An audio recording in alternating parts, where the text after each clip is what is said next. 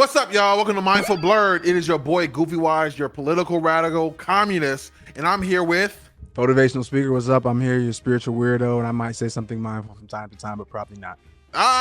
he lying. That's a spiritual ass right there. Don't let him lie to you. This is the show where we get into politics and spirituality and where our blackness, and we take that in to anime, movies, and TV shows, review it, talk about it, give our unique perspectives, because we know mainstream media white asses ain't gonna do it. All right, today we are talking about Wicked. All right, we're talking about the movie Wicked. I just saw it. Honestly, I didn't know what to expect. I just pulled it up and I was like, damn, what the fuck is this? Obviously, there's a lot of political aspects, and then David's gonna do a spiritual thing, but we couldn't do this without a fucking guest. And our guest today is drum roll, please. IzzyKento. What up, Izzy? Woo! Yes, sir. Hello. Welcome to the pod. How you feeling today? I'm feeling good. How's everybody doing? We doing good. We doing good. We feeling good. We feeling great. We gonna pretend like we wasn't just talking before this. Never seen her before. Right? Yes, but we're gonna get into Wicked today. So without further ado, without any more jibber jash, whatever the fuck, Izzy, tell us a little about what you do. I am a cosplayer, streamer, just political activist, mental health advocate, so on and so forth. Just overall content creator, And I work in the mental health field. And wow. Wow, I do. I didn't even know that. That's actually fire as fuck. I work with kids who have autism. So that's fucking amazing. Go you. Yeah. Really cool. Wow. This is such a great fit. Political activist and mindful nigga, sounds like. All right. So we three mindful niggas right now. Let's go. She's the top of the triangle. You know what I'm saying? For sure. Yeah, for sure. That we motherfucking fusion or getting you for motherfucker. All right. Y'all can tell I got a lot of energy today. All right. I drink a lot of water. I'm staying hydrated and shit like that. So I'm feeling good. But yes, so Izzy brought a quote today. So good to have you again. All the good stuff.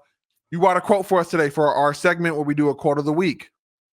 Yes, what you got for us? Get us with it. I actually have part of this quote tattooed on my arms. Ooh. It's from Maya Angelou. So she says, "Do the best you can until you know better. Then when you know better, do better." And I have know better right here on my arm and do better on the other arm. And I just felt like that would also be very fitting for this because there's a character who, when she knows better, she starts to do better. Yeah, that's good. That's good. Actually, a few. So yeah. Interesting. So what? First of all, like to even resonate with that enough to not only like fuck with it, like write it down, but to like tattoo it on your body is like a whole nother level. So can I just ask and honestly, feel free to trauma dump, but if you don't want to trauma dump, it's okay. You know what I'm saying? Obviously, I relate to this as well, but whatever you feel like sharing, what inspired this tattoo? What does this tattoo mean to you? Like any life experiences? Why does it resonate with you? Yeah. So basically my aunt, she chewed me the fuck out because I was just acting a fool. I was very young in college and grew up in a very toxic household. So I had a lot of, toxic traits and stuff like that. So for sure. I moved in with her when I went to college and she was trying to teach me to do better. And so in one of her texts, she texted me that quote. And it was like, whoa, like from then on, I was just like, all right, I am going to stop with my bullshit. Like, she was doing so much for me. And at the time, I just wasn't seeing it, and I was just blinded by a lot of rage that I felt towards my family. And so, she was like, I'm giving you all of this information and now you know better. So now you have to do better and like unlearn these toxic habits and these toxic traits and stuff like that. And so, I got into an unhealthy relationship. So post breakup, I tattooed it because I was like, okay, well, in these areas, especially relationship wise, now I know better, so I'm going to do better and I'm not going to go back to that. So wow. Yeah. I relate to that on a lot of different levels because, like, I too, and I think many of us, people who are listening, grew up in a very toxic household. You know what I mean? Grew up in a very toxic ass household, and we didn't even realize how much of that was carried with us and when we left the household. You know what I mean? And Yep. all of a sudden, there becomes so much work that we have to do to become better people. And to be honest, like, kudos to you because that's just not easy. You know what I mean? No. Yeah, it's not easy. It's a lot of swallowing your No. own ego. It's a lot of, you know what I'm Mhm. saying, swallowing your pride and being dedicated to, like, just trying to be a better person. And, I resonate with it a lot as I too, grew up in that environment that, my little trauma dump, you know what I'm saying? A little slight trauma dump. My mom was a narcissist and I grew up with Same. her. Yeah. I grew up with her, twinsies. But I would say, damn, we got a lot in common. No, but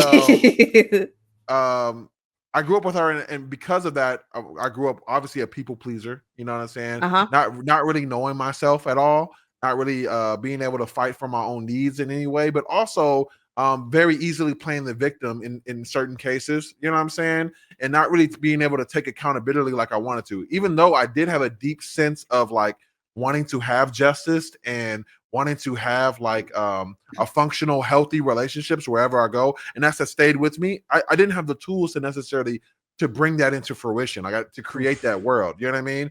And what I did was I tried my best, and I did a lot of dumb shit. You know what I mean? For a long time, I was like, using this, like, dark energy, hatred, dark motivation to try to, like, get back at people. You know what I mean? That maybe who have done me wrong in life. You know what I mean? My mom being one of those people. You know what I mean? Or I'll show them why you never love me. And I saw this quote that was like, narcissists treat their kids in a way that shows them that they are not loved for who they are, but for what they do. Yeah. Mhm. And that's why I said, oh, I gotta be an NBA player. I'm 6'11". I'm like, oh, this will show everybody. And then I had to realize that not only was that not it, but it was self-defeating. You know what I mean? Because when I started to heal myself, I noticed that go away, and I had no skills to be able to, to basically motivate myself in a positive way anymore. You know what I mean? I was like empty. I had no way to use internal validation or motivation because everything was external, because that's what was pushed upon me. You know what I mean? So yeah, I resonate with that a lot. And congrats to you, man, for real. Can I do one more question, and I want David to chime in. What was your light that you fought? Like, what was your motivation to change? You know what I mean? Was it your auntie? It sounds like it was your auntie. You know what I mean? But what was there anything else that was there that, like, said, I want to change, I want to be different, I mean, I think that for me, it was actually my mother. Um, I knew that I didn't want to be anything like her. And so sorry, mom. We're cordial now. But yeah. Gang, yeah. sorry, You not better than sorry. me. I'm But no contact 2 years in this motherfucker. Yeah. no, we went 6 years. So Oh wow, we're W. Yeah. yeah. W, Yeah, yeah. so I have siblings and younger cousins that I grew up with, and I'm the eldest of the grandchildren. And so, that added on to the fact that I'm the older sibling, and I just wanted to be like the inspiration for everybody else. And I had already moved out from the hood, so it was like, okay, well, you see me going to college, and then my cousins started talking about going to college, but it's like, well, what about being a good person? Like, what about treating people with respect? What about everything else that comes with building community and things of that nature? And my aunt instilled some things that, or she highlighted things that were already within me.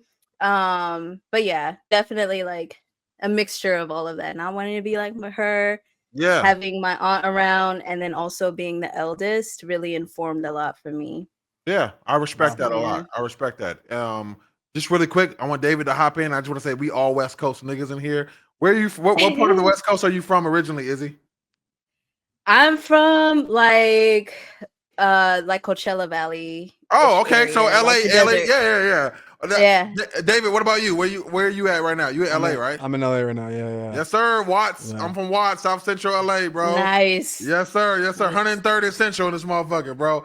But yeah, David, what were your thoughts on the quote? How did you feel? You said, I noticed you said a couple times I was talking. Nah, you literally were just describing some shit that I'm dealing with. It's just yeah. Man, that was weird. It was like hearing my life read back to me in real time. It was super Oh, funny. wow. You know what I mean? It's like Damn, sounds like we all got a lot of common there.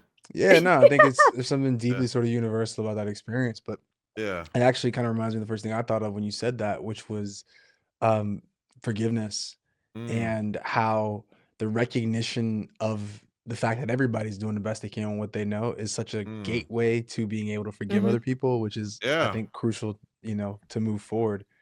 And I remember the first time I recognized that about my parents, it really like fucked me because I was like, having the context that they, didn't know any better is great, but it still kind of sucks. You're still kind of like, sure. Yeah. You know what I mean?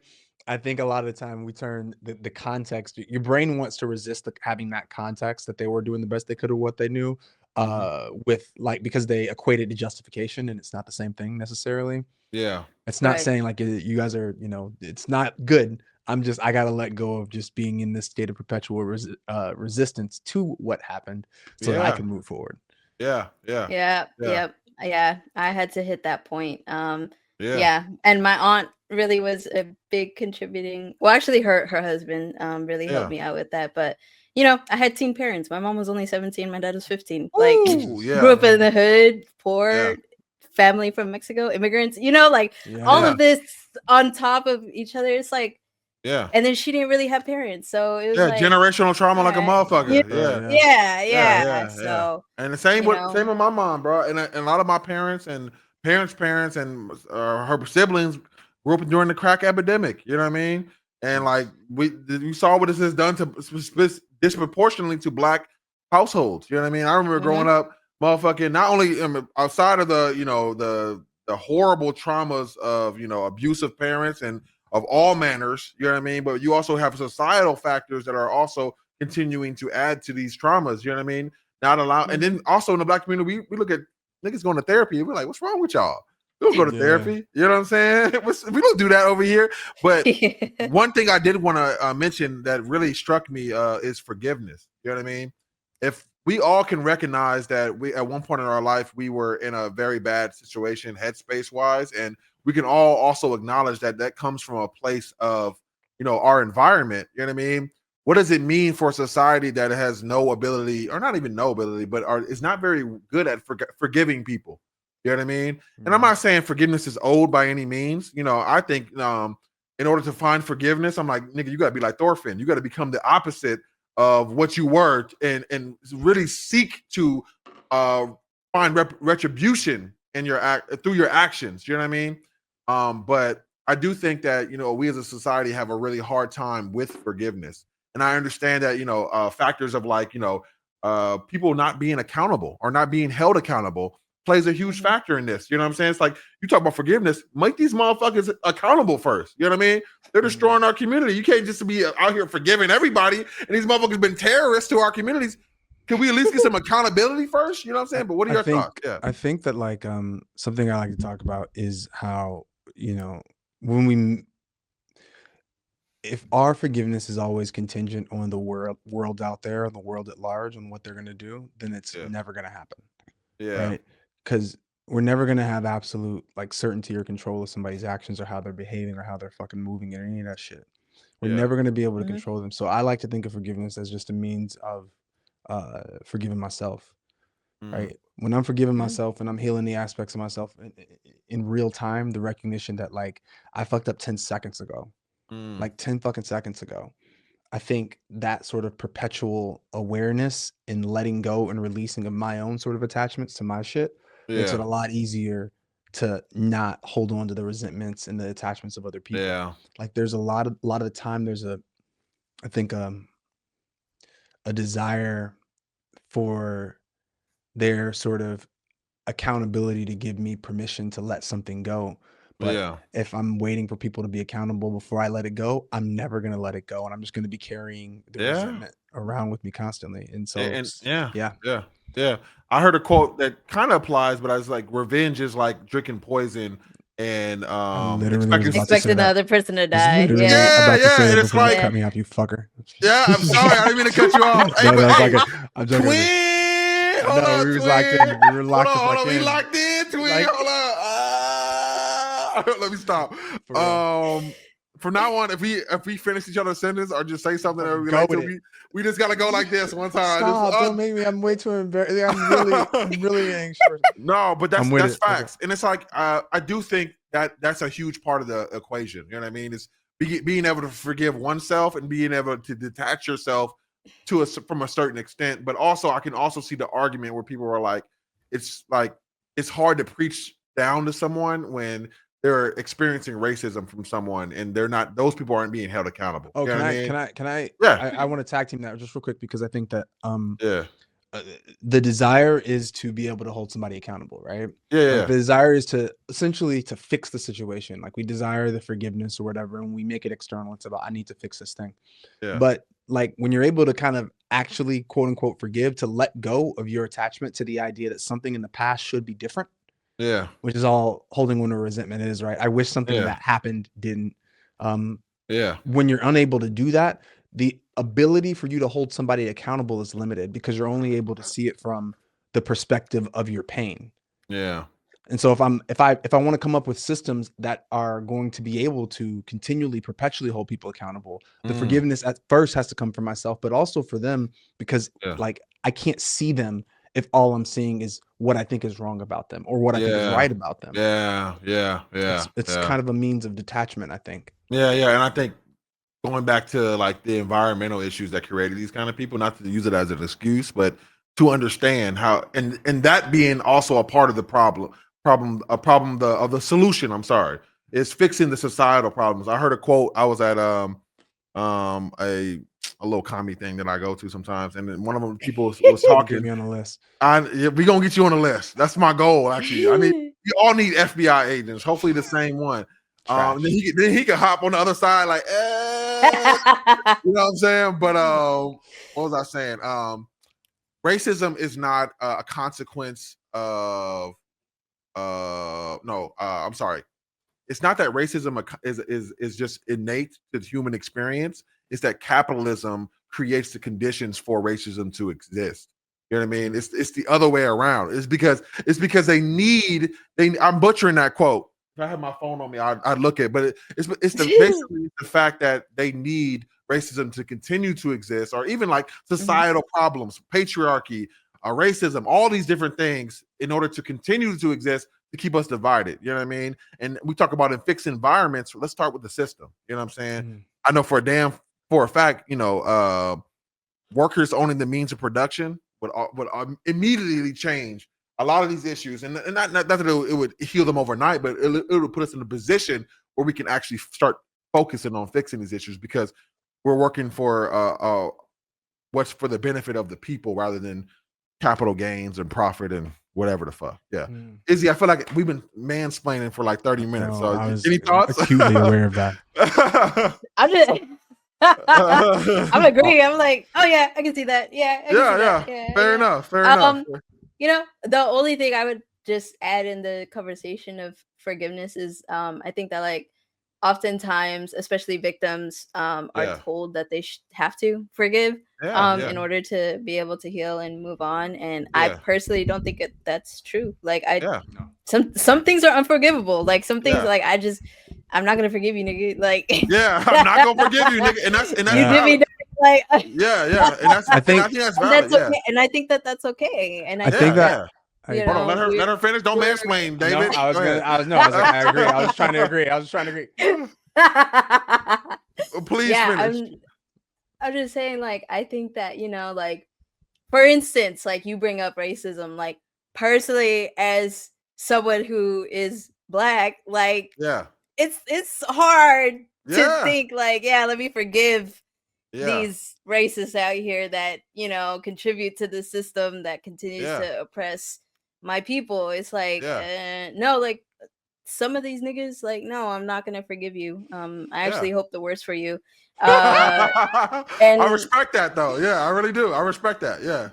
That's I'm hilarious. still a good person. Like, I don't know. Yeah. No, 100%. 100%. It's I like, want to co-sign that. I want to co-sign that because I think something that I always get caught up forgetting or not mentioning is that I think that forgiveness is, like everything else, just a tool, right? Like the point of forgiveness only works as a tool to like snap you out of your sort of introversion and your like headspace, right? If I'm not I'm not being present right now because all I'm doing is thinking about what happened in the past and all the things you did for me, which is detrimental to my health. So like the construct of the tool for forgiveness as a means to move you into the present moment isn't necessary, right?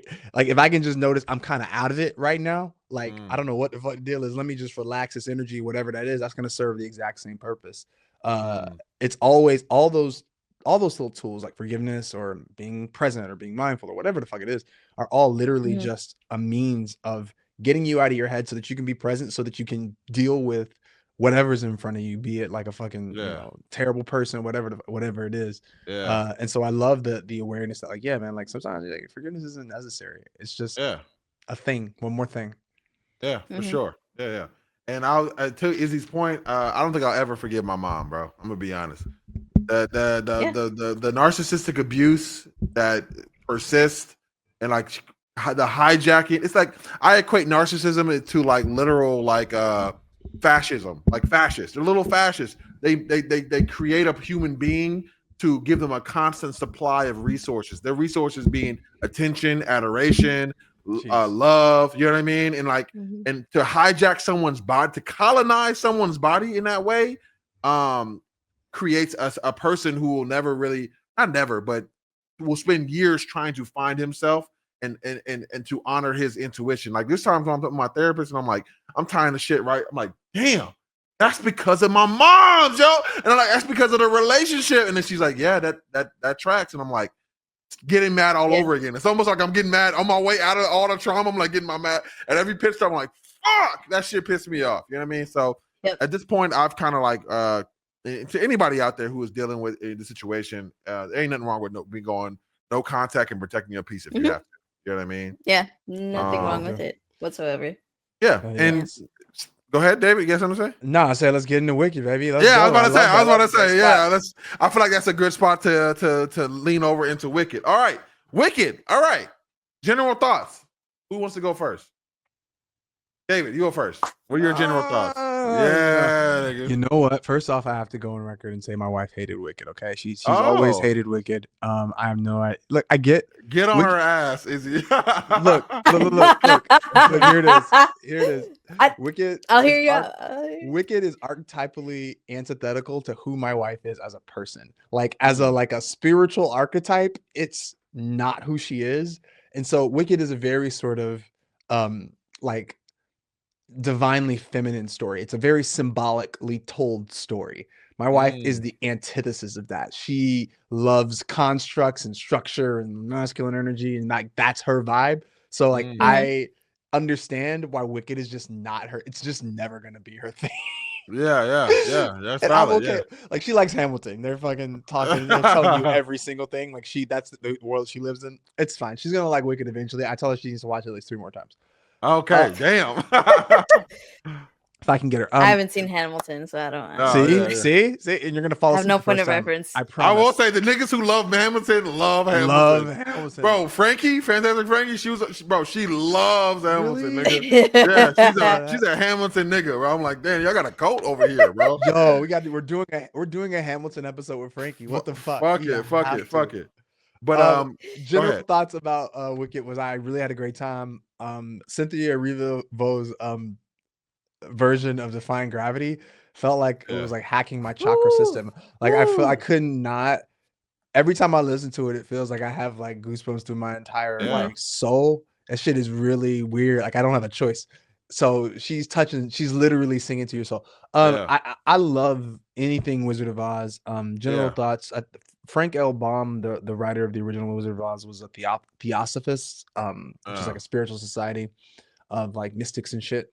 And so much of the story of Wizard of Oz is this sort of mystical journey of self-realization and enlightenment. And I loved how it was on full display in like every aspect of the movie. I had a good time. I thought everybody's chemistry was great. I mean, I don't know, man. It really was kind of a magical experience from top to bottom. And yeah, so I just pretty much general thoughts right now. What about you, Izzy? You seem excited as hell, so I gotta go. Yeah. Oh my god, I fucking say love whatever you Wicked. want. No rules, nigga. Say whatever you want. Yeah. Oh my gosh. Okay, so I just want to say, like, I know Idina Menzel was the original Elphaba. Yeah. I love Idina Menzel. I really liked her in Rent too. She's just really great, right? Yeah. Really appreciate her. However, no shade to you, but I feel like Elphaba should have always been black. And I feel like her story, especially with Cynthia Erivo as a darker skinned black woman, really hit the nail on the head for so many of the themes going on in Wicked and so many of her experiences because of her skin color, right? That's like the biggest thing. So that's so like as I was watching, I was like, this makes so much like I was just like, what the fuck? I was literally discovering that in the theater too. Like I was just like, wait, this is kind of perfect, right? That's so funny, because like literally the first scene in the movie, not knowing anything about Wicked beforehand. You know what I mean? Same. I didn't. You didn't know anything either? That's crazy. No, I was in choir, so I sang the songs, but I didn't know the story. And I like Broadway shows, but I didn't like Wizard of Oz. I watched it maybe once or twice when I was little, but it never like stuck with me personally. So like I was just like, whatever. I saw that. I was like, oh shit. The first scene really slapped me. I was like, oh, like where they pulled down the thing and it was like a little like scary propaganda poster of Elphaba, and I'm like, oh, this is about racism. Immediately, I'm like, oh, so I'm seeing the whole film for the first time through the experience of a dark-skinned black woman. And I'm like, this is exactly how it from what I mean, obviously I'll never fully understand. I'm a light-skinned black man, but I know I have black friends or dark-skinned black friends. I know what the experience of racism is through a different context, but it is still very understandable. So I'm seeing them, react to her in all these ways, specifically like to her emotions. You know what I mean? Which really like stuck with me. Like as soon as she feels an emotion, her power elicits a response. But everyone's so scared. You know what I mean? And this is exactly how they tone police black women all the time. Oh, the angry black woman. As if she don't got a reason to be angry. As if if everybody, including her daddy, treating her like a fucking piece of shit, bro. Like this is a completely valid feeling. Everyone around them treats her like she's an alien. You know what I mean? So immediately, contextualizing that movie through that experience, and then finding out there was other Elphabas and they weren't black, I was like, this don't even make sense. Like it don't even. Like I'm sorry, it don't make sense as a white girl playing a green person. Like shout out to the allies, right? But it just it just don't make sense for real. It really don't. Yeah, it don't hit the same. It don't hit the same. You know what I mean? You're taking so much out of the story by doing that. What did you want to say, David? No, I was just saying. I feel like I read somewhere that it was kind of a stand-in for just marginalized folks in general. And when they were doing that, but like I think that specifically in a system that is, like you guys said, like it's based on the capitalistic structure of the West is based on the racism against black people. Like that's the thing that holds it up. So the fact that like, same. I was just like, yo, because I'd already seen the play like a couple of times. I was like, yo, but when that happened, I was like, yo, this thing hits completely differently from top to bottom. I was like, fuck. And David, I don't know if you know this, Izzy, but David is an actor in Hollywood. Matter of fact, this motherfucker's in Star Trek. He was in Star Trek, wasn't he? Shit. Well, yeah, I was in Star Trek. No, my brother sent me a picture. He's like, hey, this your podcast host, nigga? I was like, that's that nigga. He got a little facial shit on. I was like, hold on, this nigga was in Star Trek? I didn't even know, nigga. That's just fire. That's dope. But the reason why I bring that up is because I'm sure you've been in theater or like a play or something like that. And just a side note from the politics and all the other things. one thing I really appreciated about this film, and something I really loved when I went to go watching plays, is just like how this movie felt so much like a play. Like they were literally doing, like there's so many beats and rhythms that I noticed, like the goat thing where they, you know, he says a weird name, pronounces it weird. I'm like, I've seen this trope before in play, and like even the real life stunts they were doing in the musical. Like I remember when they introduced the white hot dude, I guess, for lack of a better word. Why does everybody not think he's hot? I think he's pretty hot. Everybody hates him though. Wait, what's happening? Yeah. And then like Fierro? Fierro, yeah. And they were going, is he like, nah. he giving men, you know what I'm saying? But the scene that I liked was like when they're in that little spinning cathedral. Oh yeah, the spinning bookcase. That's like that felt like a play, like an actual play. And that's something I really appreciated about the, you know, as someone who really enjoyed plays through watching my sister who was like in plays a lot. I really enjoyed that aspect of the movie as well. That was just like something genuinely that I really enjoyed. Now, I don't know if I would say I love the movie, but I did really appreciate its messages and themes. You know what I mean? And that's something I saw throughout the movie. I was like, oh, I really fuck with this. You know what I mean? But yeah, I feel like I've been talking for too long. So anyone want to chime in? I loved it. And I also really appreciated that they sang live. I was like, yeah. Like when I saw that behind the scenes video about Cynthia Erivo singing Defying Gravity, and like she's doing these stunts and like you know, all this stuff, I was like, oh my god.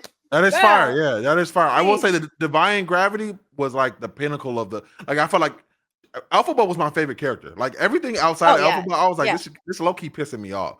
But but watching Elphaba just be Elphaba and then having that moment where she flew out to the west and like, and it was beautiful. I want to ask, since we're talking about Elphaba, how did we as Black people relate to her and her struggle, and also how do we relate to Glinda? Stank ass Glinda, whatever the fuck, right? How do we feel about that relationship between the two? Why don't you go on that one first? I love hate Glinda. Oh, it's almost like I wanted you to say it. What do you think? What do you think? Oh, thanks, Dave. All right. So what I kind of look at this movie through the perspective of, you know, obviously I have a political lens where in which I've looked through the entire story of kind of like a story about fascism. Really, the wizard is like this incompetent fascist who needs help to continue to scapegoat people. The goat himself was literally like, or the animals were the scapegoat in this movie. The goat himself is literally a scapegoat. You know what I mean? Like that's the whole point of that. The scapegoat. He's the person to blame, and he wanted to use. I didn't even catch that. Yeah. He wanted to use Glinda, he wanted to use Elphaba, her power to continue to, you know, use her power to like oppress people. You know what I mean? Or oppress animals in this case. And through that lens, I look at Elphaba of kind of like the communist socialist, you know what I mean? And then Glinda kind of like that fake nice ass liberal friend you got, you know what I'm saying? That's that performative nicety, you know what I mean? In which they act like they're doing nice, and they quote unquote try to do nice, but it's really for really selfish and self-serving reasons, you know what I mean? And ultimately, like in the end, like she chooses to side with fascism and get a nice little cozy spot rather than her quote unquote best friend, you know what I mean? As she's being ostracized from society, you know what I mean? And the propaganda wheel turns, you know what I mean? So I can just go on and on about that, but I want to hear your thoughts immediately to that. Yeah. I mean, I was thinking the same as I was watching the movie. I was just oh yeah, this is modern day.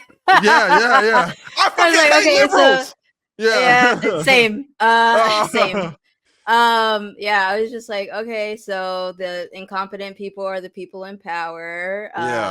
You know, that you're always like, how the fuck did you get power? Yeah. How did this happen? It's, you know, when he said like we had to make a common enemy. Yeah. Like that's what unites people, is finding a common enemy. I was like, that's what they do. They find something to basically have everyone attack, and oftentimes it's Black people. They are always going to look to Black people as the common enemy. And then we have like talks of immigrants, right? Immigration. People looking at immigrants like, you're the reason why I'm getting paid low wages, literally happening right now. Yeah. And then the system is a whole facade, right? It's not actually real. And the power is bullshit. So consolidated in one person, but it's not even like as scary as you might think. You know what I mean? Letting you know that like this shit can be overthrown, y'all. Just to let y'all know. Like it looks scary, but like it's just a nigga behind there. Yeah, it's just a nigga. You know what I'm saying? What are your thoughts, David? Exactly. Watch list, every single one of us. Watch list, yeah. For sure. You guys covered that. I'm gonna do so for me. So much of what Oz represents is also the sort of internal journey of reconciling these two energies, because I think fundamentally Elphaba and Glinda represent our sort of internal yin and yang energies. An energy that's, Elphaba's this mystical, magical energy that's has a close connection with nature, has a close connection to the wholeness of the universe. Glinda now on the other half represents the sort of structured, the sort of more masculine aspects of things. And I think a lot of what we see in the wizard is, or rather Oz is our sort of internal state. Like if you notice in Oz, everybody's kind of dumb.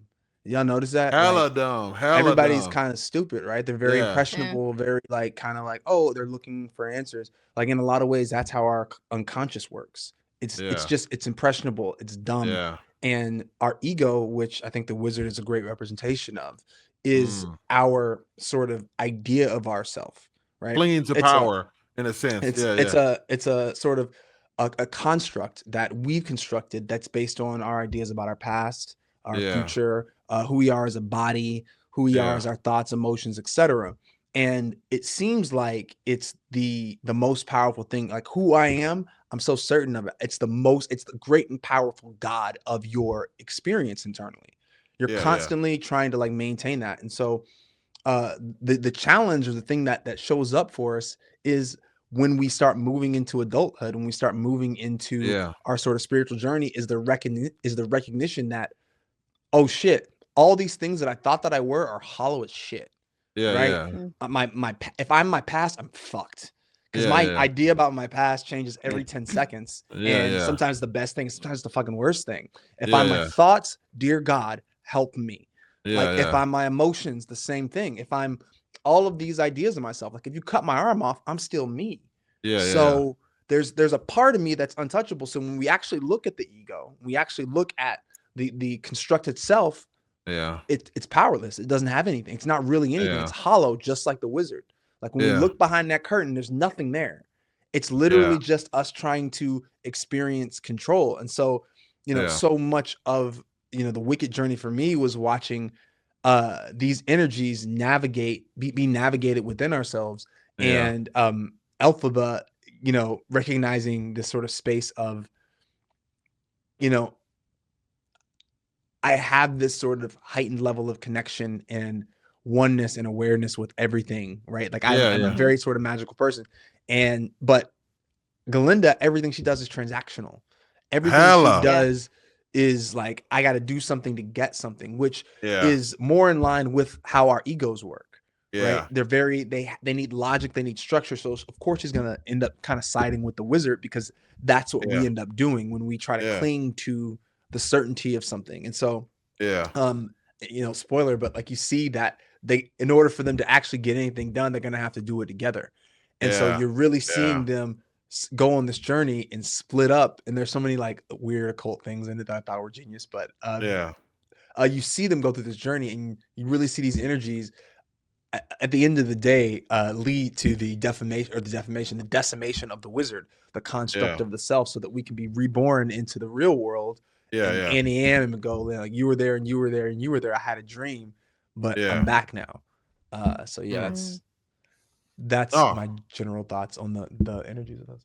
No, I fuck with that heavy, and I think that you touched on a lot of great points. You know what I mean? And like looking beyond the surface level, I think about like Elphaba's green skin. There's so much more to her than that. But also the wizard is hiding and trying to cling to power and control, through this masquerade, and that kind of reminds me of our ego. And as a young child, I remember like just desperately wanting power and control, and like and almost seeing this manifestation of that through the wizard. You know what I mean? I think it's very interesting when you bring things like that up into the conversation, because it always makes me think about like, wow, this is like the programming of like of where how people end up in the situation that they are. Like they're and part of it is in, like you said, the people of Oz are kind of dumb. It's in part like built upon their environment. You know what I mean? So obviously, like Glinda, I mean, she's a very transactional person, but she grew up in a very transactional world.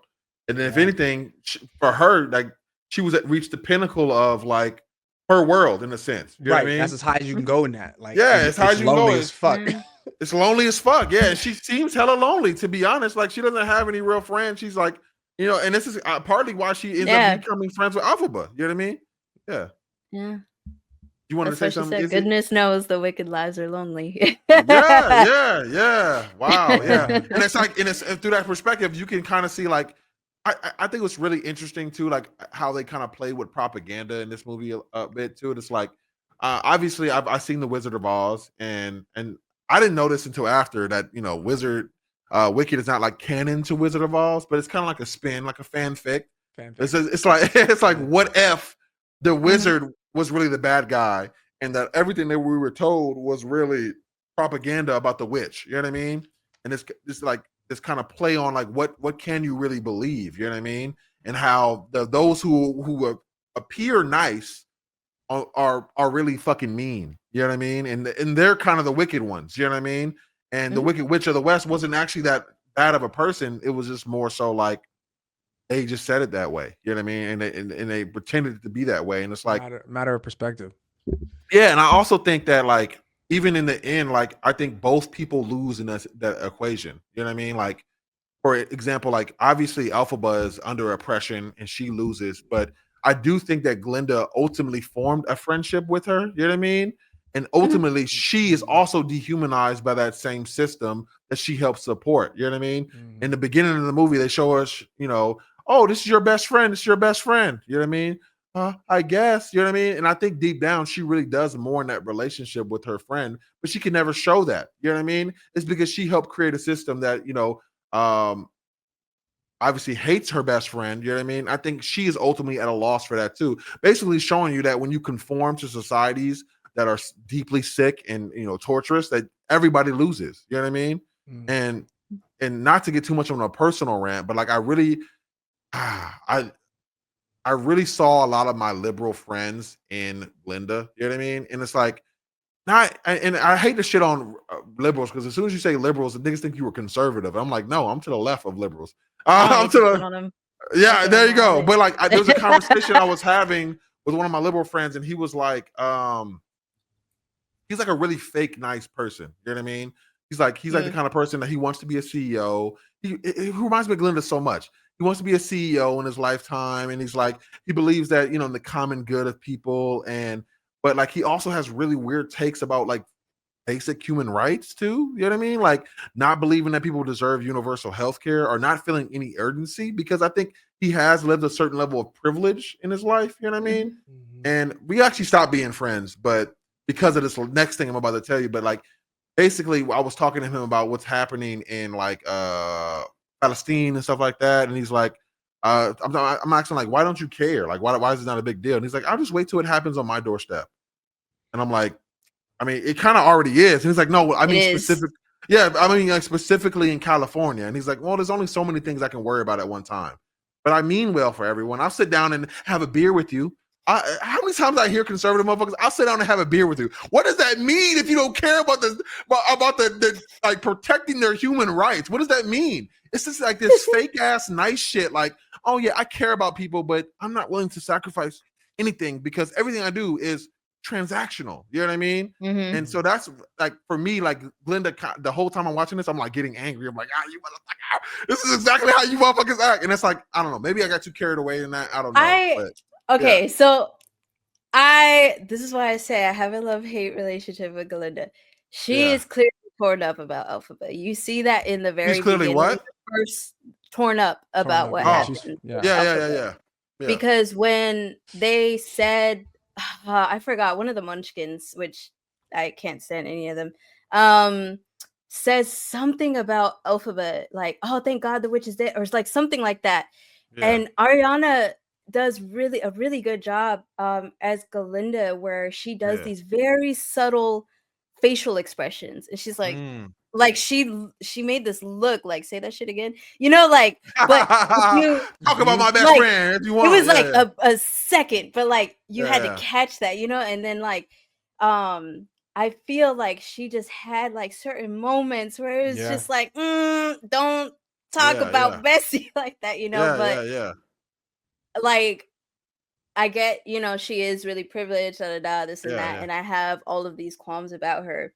At the same time, this is why I really appreciate her character with how complex and nuanced she is. A lot of liberals, especially, will do performative activism, right? It is just performative, and they don't actually give up any real type of power.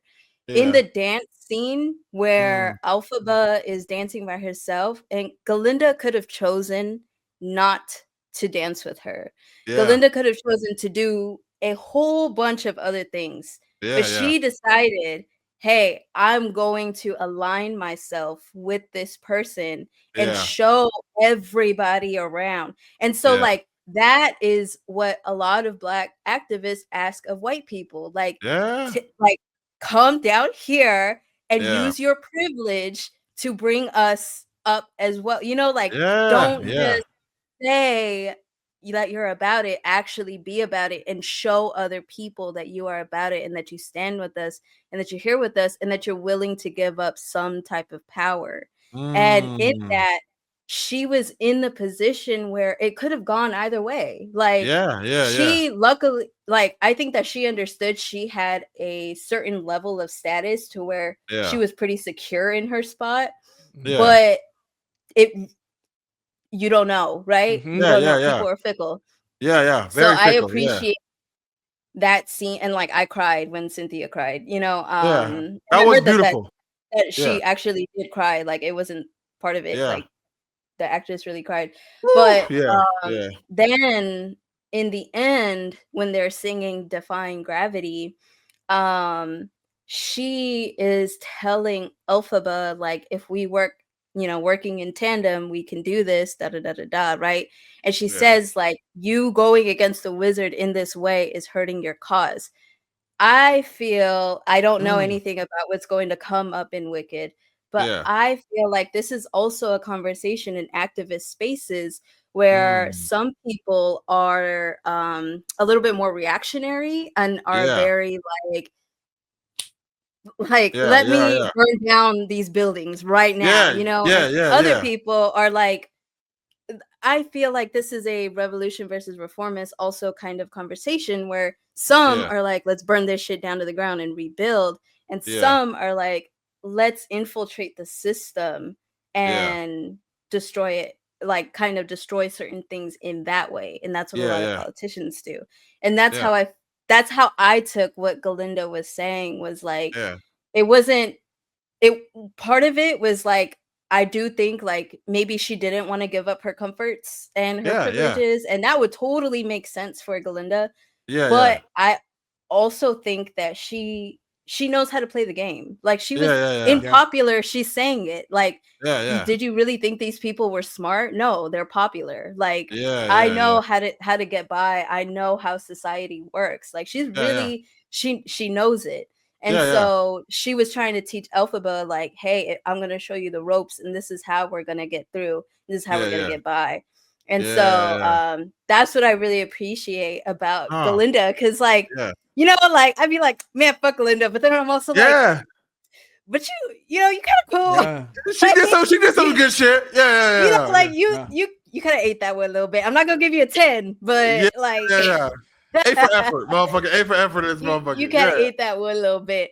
So like, I feel like Defying Gravity was a like, no, stop. Like, we can still like kind of get you what you want, but like, come back and like, let's regroup and rethink. Not this way. And Elphaba is like, fuck no. Like, I don't even want to try to work with the wizard. I don't even want to try any of that because fuck it all. Like, they've been treating me like this. They're treating the animals like this, etc., etc. Like, no, I'm not gonna do it. And so, some of the dialogue and stuff like that, I was like, that's a really interesting choice of words that they used in the lyrics. And so for sure. I think you bring up a lot of great points, and I think you've kind of expanded my view, or at the very least, calm me down from my hatred of Glinda. This nigga, boy, maybe I was projecting. I don't know, but I do think. I mean, she is, but like, no. I think you make some of her credit, Yeah, and I think I mean, to truly honor these characters, we have to look at their full nuance. You know what I mean? And it's not all necessarily one way. There is, hills and valleys. There's divots and crevices to these characters that I think can have multitudes of meanings. And I think when you spoke about the dance scene, one way I looked at it was like, initially was like, okay, this is like when them TikTok motherfuckers get on TikTok and they say, "Oh, I'm gonna do the black person dance," and now it's cool. But first it was scary. Ooh, they thuggish. You know what I'm saying? But go ahead. Yeah, no, that's real. That's real. Yeah. And it's like now it's cool. You know what I mean? Now the motherfucker, the little sassy motherfucker was like, now I like this dance. Let me go ahead and try this. But I think also to your point, I think that brings up a very valid, point in that that like she did take a risk there. You know what I mean? And that does mean something. You know what I mean? She took that moment and she could have rejected her. She even though she set her up, she could have done what Elphaba's sister did. Yeah. And stood by and just watched. Fuck Elphaba sister. Oh my mama. Hey, I got no nuance for her. I don't got no nuance for her. I got all the smoke for Elphaba's sister because let me just say, I'm gonna a little bit of trauma dump maybe, but okay. So I have a different parent than my younger siblings, right? And I was treated differently, and I'm the black one. Me and my younger brother, and then the other ones are non-black, and so we were treated differently by our mother. And so when that happened, that Elphaba is not that man's father, I was like, he's gonna treat her different. And I clocked it immediately, and then she came out with the green skin, and I was like, he's gonna treat her different. And if they have another kid, like that's it, it's over. And that's exactly how it played out. And Elphaba was a great sister. She was reading books to her little sister. She stood by her no matter what, you know, like always defended her and defended her autonomy. That was why her power got set off, because she was like, don't try and make her out into a little kid just because she's in a wheelchair, you know, like she understood all of that and stood up for her. Even kept the relationship with the father for her, like writing letters, you know, reporting back about like, she's doing good, like she's only at shiz because she was watching over her sister. And then this chick like just goes and just like oh, I feel sorry for her. Like, bitch, if you don't get in there, like, oh my God. I looked over because I watched this with my sister. And you know, my sister grew up seeing the mistreatment, but I mean, we were kids, so she didn't really understand. It's not what you can do. It didn't click until she was older, but and then we looked at each other, and even my sister was like, why didn't she do anything? And I was like, hello, like, you know, my sister would have punched somebody. And I think was just like, what the hell? My God. I feel that, and I love that, you know, people can find ways to relate into that, because I think that's what makes stories so bright. But also, like, I think what you're getting at is ultimately, it's like, and even thinking about her and Glinda at the same time, is like having the courage and willingness to stand up for what is right, even if you have made mistakes in the past. You know what I mean? And like Glinda, as much as I hate Glinda, she did better than fucking her sister did. You know what I mean? And that was her sister. That was her blood. You know what I'm saying? And she took a risk that her sister wouldn't have taken. You know what I mean? For her benefit. Her sister, you know what I mean? Didn't want to. And I think that also speaks to, you know, like a lot of minorities that don't stand up for Black people. That's real shit. That are non-Black. You know, like she has a disability. She is also othered in some way. And so she's also kind of a societal outcast. But as long as she's not Elphaba, you know, like green. Yeah, as long as I'm not green. Yeah. Exactly. That's some real ass shit though. No, I think seriously, also that's to really, that point though, like to the trauma of that, I think she probably has a really different relationship with like the fear of how Elphaba is being treated. Like the saying is like nobody wants to be black. It's like that's just most of them on theory. Like imagine living in the same house and being like, nah, man. Like, hey, look, hey, I don't want no parts of that. Hey, at least I'm not green. You Yeah. know what I mean? Like, hey, like I think there's a pump fake in all of us when we see a situation that we're like, like I want to stick my neck out for you, but like these niggas are crazy. Like they really crazy. You know what I'm saying? Like doing you like that. You know what I'm saying? Yeah. There's an element of fear that is perpetuated in society that also pushes people down. You know what I mean? And that's what I say when you're like, you got to be courageous. You got to be fucking courageous because in the end, it'll come for all of us. You know what I mean? If we all sit idly by and let shit happen to this group and then this group and they'll just keep coming for more scapegoats. After the animals, it'll be the green people. After the green people, it'll be somebody else and somebody else until everyone's eaten up by this shit. Ultimately, you know what I mean? That's why I think it is important to be courageous. And again, I'll give Glinda her points for that. You know what I'm saying? Yeah.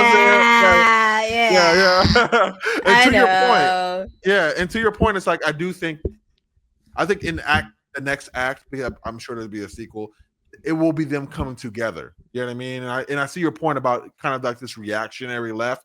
Or let's immediately burn everything down. You know what I mean? Let's immediately do this right now. And it's like, well, first of all, hold on. There's communities here. Okay, we gotta make sure we can't just fucking bomb everything, blow everything up. There's got to be a transition at least. And I'm not speaking to specifically reform, but I'm speaking to like we can't just go in guns a-blazing because that's not logically makes sense. We have to be able to unite people around a common message of coming together. You know what I mean? And not relying on these like superhero stories of like doing it by yourself only. You know what I mean? And I think in Act 2 we will see Glinda and Elphaba kind of come together to kind of like to change this shit up, because I do think, which kind of speaks to this overarching message, is that only through unity can we overcome fascism. You know what I mean? Only through unity can we create a better world. You know what I mean?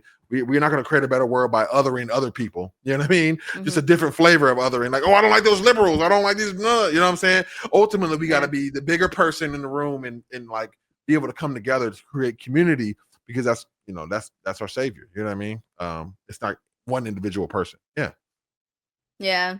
And I think I know, like, on the topic of courage and on the topic of unity, I think Fiyero is gonna come through too. Oh, for sure. Got to. Yeah.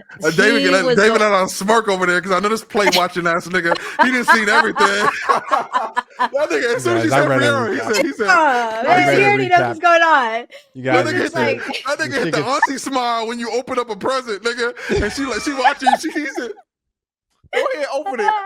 I said I wasn't gonna get it for you, but I got it for you. That nigga over there smirking. I know you've seen it. You've seen it, haven't you? Oh yeah, I watched a recap today too because I'm a professional. But no, I've seen it. And no spoils. We won't spoil it because we ain't even seen it. I like the point that the ego, the wizard, the ego is a tyrant. Like we have to recognize the wizard is fundamentally a tyrant. Like we are fundamentally tyrannical to ourselves. And so much of what we're constantly doing is like sort of colonizing life, like essentially the ego attachment, the idea of deciding what our experience is and attaching to the certainty of that is so much of what the wizard is actually doing. Like the wizard wants to use Elphaba's power to subdue the animals, right? I want to, and then he uses her powers to be able to expound them all the time, so it's absolute control of the animal. That's us when we're trying to create like absolute control of our sort of environment, which is just more ego, right? The ego is just trying to create certainty around the universe, which is nature, which initially we had a very sort of, when we were young, right? We have a sort of harmonious connection to this. We don't think about it. We're not constantly trying to be, attached to our certainty about, it's supposed to go this way. But as we get older and older and older and older, our ego develops a more stranglehold to the point where we're completely disconnected from reality. Like we're disconnected from life and the people around us. And that's also like, that's community. That's literally everything. And so I think it's really powerful to recognize that we need both of those things. We need Elphaba. We need that connection to wholeness. But we also... Oh, you cut out. You cut out. Oh. Your mic is muted, dog. Your mic went He slapped this shit so hard he muted it. Man. That nigga said, "Hey, jiggling too much." You got a whole nother mic now, bro. You slapped your mic out of place. You in webcam mic now. Nigga. No. I am on webcam mic. Yeah. Okay. How did you do that? I don't even know. That was some magician shit there, right there. I have a shitty cord, and I was jiggling too much because I was holding my mic, and that was on me. I forgot even. I think it's important that they work together, and I do think that becomes evident later on, obviously. Yeah. I think when you were talking, it made me think that she said, "Yeah." I don't want to ignore that. She's like, "They come together," but I also think that when you were thinking, I almost feel like, as a young child, I remember facing abuse, and my immediate thought, like as a reaction to that, is that one, I must have power, I must have control, so this will never happen to me again. You know what I mean? And I remember it's almost like the life itself is almost like a sample or a bigger version of what happens in the human mind itself, because I remember like creating these or not creating, but finding the little things about me that I can blame as why things were where they were. Oh, I'm just too emotional. I used to tell myself, I just feel too much. That's the problem with me. If I just feel less, if I was like other men, then I would be free. You know what I mean? And it reminds me of like me trying to not only create this power, but also finding a scapegoat. You know what I mean? Just like we do in real life, like when things are extrapolated, we just like power systems find a scapegoat in order to, have power and control. Me as a young kid, I'm trying to through my ego, I'm trying to have power and control, and I'm using this scapegoat within me to like kind of like do that. Also, other scapegoats is like having these negative energy, you know what I mean? Or having these, I'm gonna prove these motherfuckers wrong. I'm gonna show them why they all took me for granted. This is shit I used to say. I laugh. This big Drake ass emotional immaturity of a college freshman ass like thinking that I thought was gonna save me. You know what I mean? And it just, I guess you kind of, when you said that, it just reminded me of like how the systems kind of mirror that in a way. You know what I mean? And it kind of comes all full circle at a certain point. You know what I mean? Like everything really gets connected in a way, I love that you made that awareness, because I think, definitely for me too, I definitely struggle with not trying to constantly control everything. I mean, so much of the wizard is just anxiety. If I can just be said, I mean, the wizard has a tremendous anxiety about his inadequacy, and you see that in like every interaction that he has with somebody who has actual power. He's like, I have a question. Yeah. Oh damn! Wait, it's a spoiler question. Never mind. Okay. Spoiler. All right, now go ahead. The wizard is up with his dad, huh? Because this is why I thought about it. First of all, his voice is singing in "Come My Dark-Eyed Beauty." Yeah. Like that was his voice. And then he loves the color green, and he had the green elixir, and she turned green and stuff like that. And I was like, wait, y'all just not, it's like a big deal. Wait, I just put that together. Yeah. Holy shit. What the fuck? People no, but like on TikTok right now, people don't know that shit. People really are like, oh shit, but like it seems really obvious. I think it's less obvious in the movie than it is in the show. In the show, it's like really kind of obvious, I think. Well, I think Jeff Bloom. There's a show in the play. Oh, okay. Yeah. But like, he's definitely her dad. He's definitely. Wow, I didn't know that. Yeah. So he had green semen, and it made her green. Like, what happened? The green elixir. Remember, he gave it to the mom to drink. He gave it to the mom, so she had green eggs. So she had green eggs, and then that's how. And ham. Yeah, green eggs and ham. And ham, nigga. That makes sense. It's terrible. I was wondering how she turned out green. Like when I saw it in the previews, I was like, and I sang the songs, right? So I knew about the character Elphaba existed. And I was like, oh, like I thought magic, like she was going to the wizard to undo a spell on her or something. And then I was like, oh, wait. But yeah, I was like, that singing voice is like, yeah, no, wait. You like Emerald City, green. That makes a lot of sense. Niggas is that makes sense. I didn't put it together. I didn't put it together until right now. Damn, bro. That's hilarious. Great. This is great. Fuck yeah. Like, I love that it's weird. I'm perplexed. I'm like, damn, bro. Did I miss it, bro? Did I miss? What else did I miss? God, you gotta run it back, honestly. Now, to be fair, I do think the movie did run a little long in places. If I'm being honest, I could have cut a soft. Oh yeah, they put everything in that motherfucker, bro. They put everything. You know what I'm saying? Like I still really liked it though. I still had a great time. No, it was cool. It was definitely a vibe, and like I said, I really appreciated the story and the message. And I think anytime I can find a reason to talk about real world issues and use media as that catalyst, like I'm happy. You know what I mean? Like, hey, fuck it, we ball. Absolutely. You know what I mean? Yeah. And this one is such a big one. Like, you know, the Emerald City, everybody loves the color green, but they don't love the green girl. Everybody loves Black culture, but they don't love Black people. They love our rhythm, but they don't like our blues. You know, like so much commentary. Like, man. Yeah, that shit's great. Yeah. Okay. Any last thoughts? Any thoughts? Any hot takes? Any clips we want to get off right now? Say them now. Forever hold your peace. Just anything we didn't get a chance to talk about today. I just want to make sure we all have the equal opportunity to say all the things we want to say and get it, have that conversation. If not, it's cool. Let's see. I'm thinking.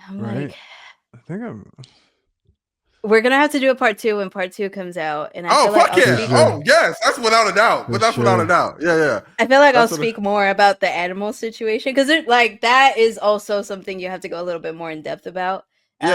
Just like in what regard? And sure. Like just the whole history of it and how they are trying to like kind of breed it out and it's just like the concept of eugenics and like that and for sure. What's it called and just oppression, but for the fact that she specifically chose Fiyero to help her, he had a talking horse and just what about that connection? Can you elaborate on that with Fiyero or with Fiyero? Why did she chose Fiyero? Well, I feel like when we're talking about courage, like Fiyero doesn't abide by a lot of the rules of anything, like societal, anything. Like he kind of just does whatever he wants to do, and that's it.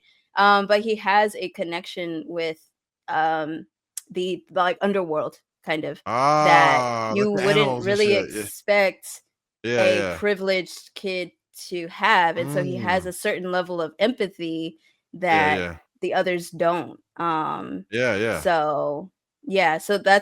that was why I felt she chose him. Because I feel like she did it on purpose. Because I was like, there's no way unless he's like also a magical person, but I was just like, oh, because she knows that he's not going to go with the system and that he's going to do whatever he wants, and that he has this certain level of empathy for the underworld and for those who are oppressed and stuff. He didn't treat her any type of way, so he treated her like she was normal. And I think that's he just had his ego, like he was just about himself. He's just about himself. Like, I think that you make a good point, and that's almost something I forgot about. It's like this relationship between her and him, and even like he immediately sees her as a human. You know what I mean?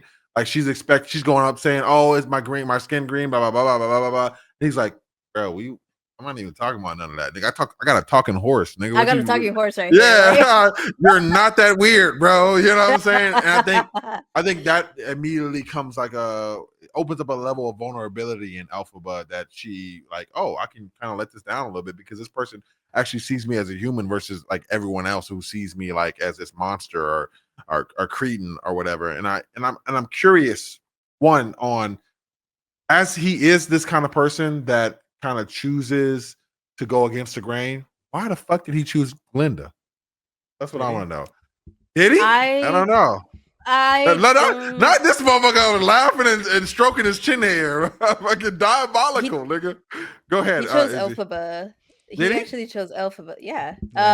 His heart is with Elphaba, but I think but he with her. He didn't really when he chose Glinda, he wasn't like him and Elphaba didn't have a relationship with each other yet. And I think that she was kind of on his mind. Like I remember like that scene where like he kind of sees her in the library and stuff.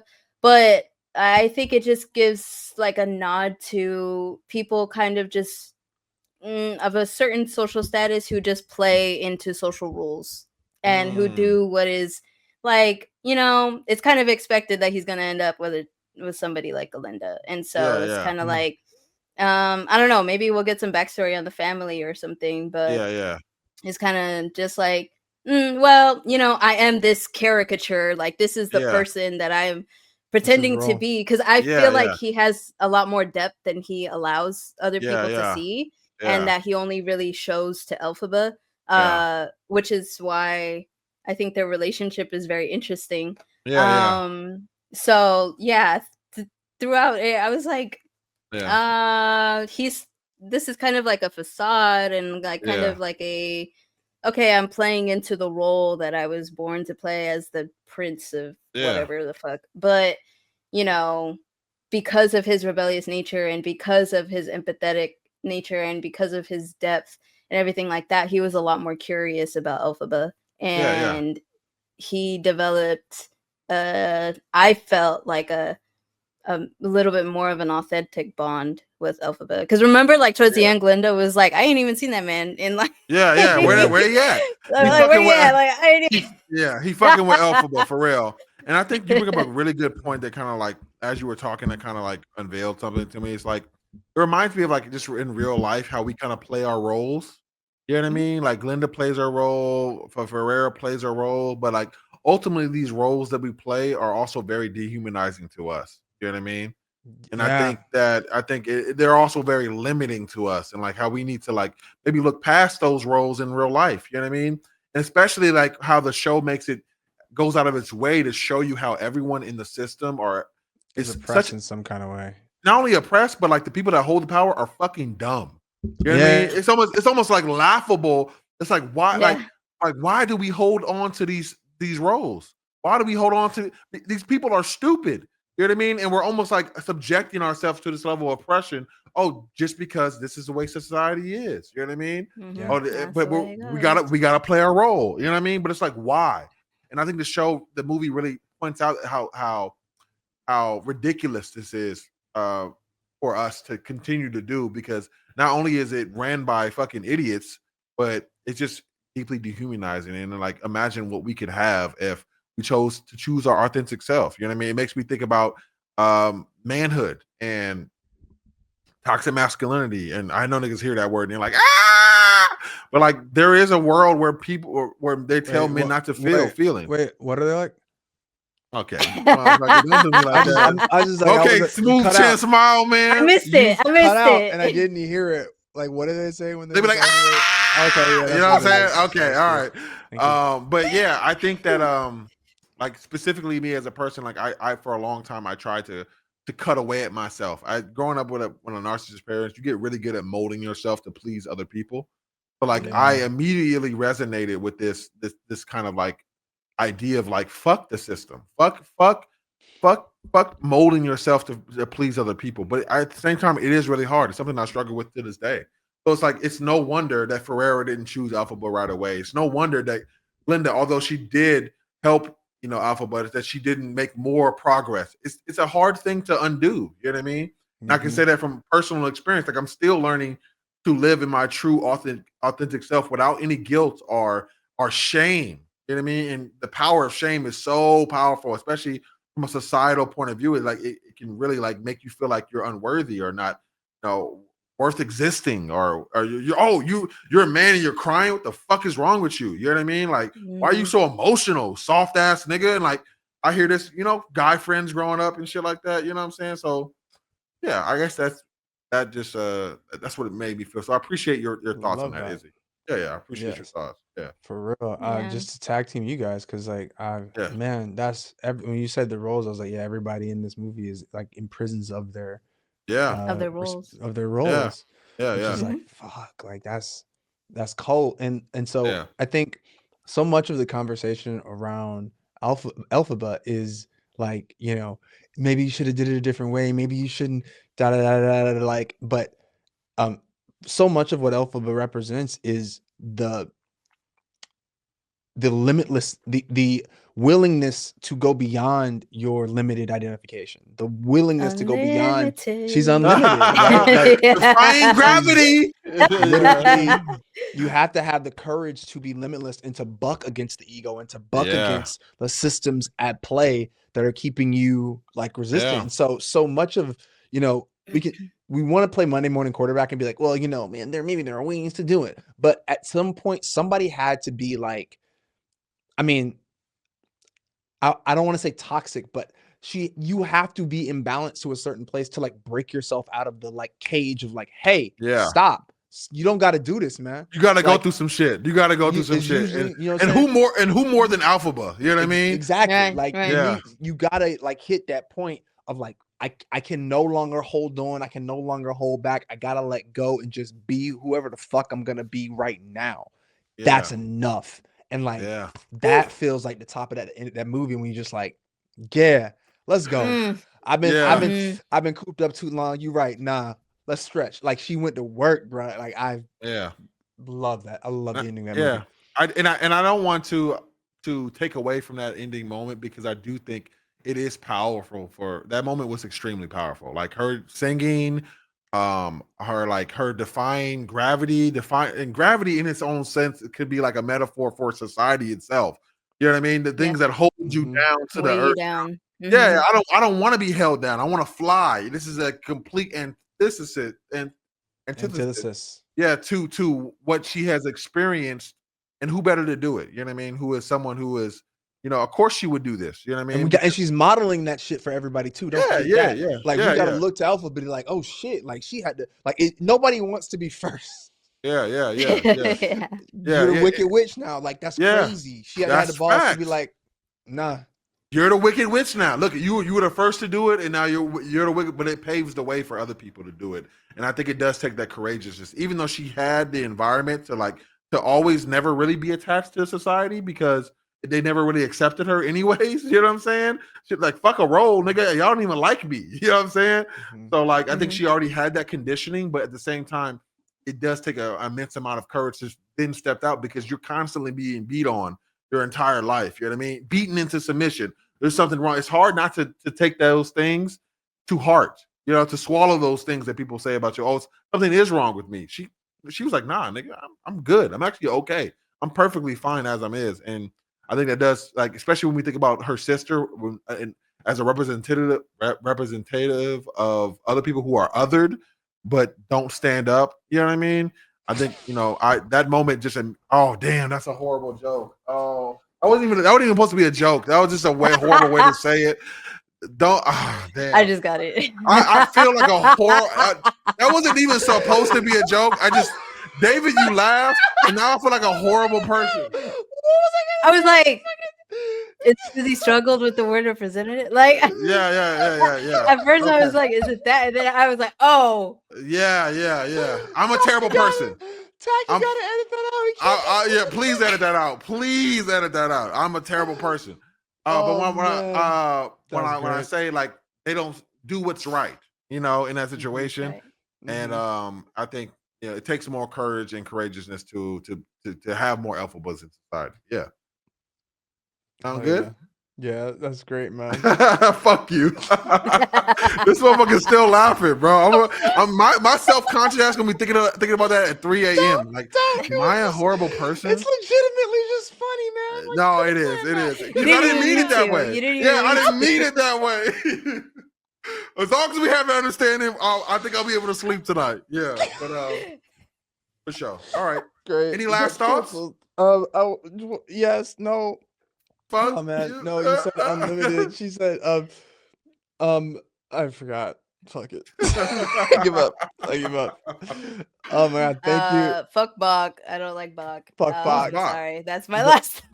Who's Yeah, Bach? Who the yeah, fuck Bach. is Bach?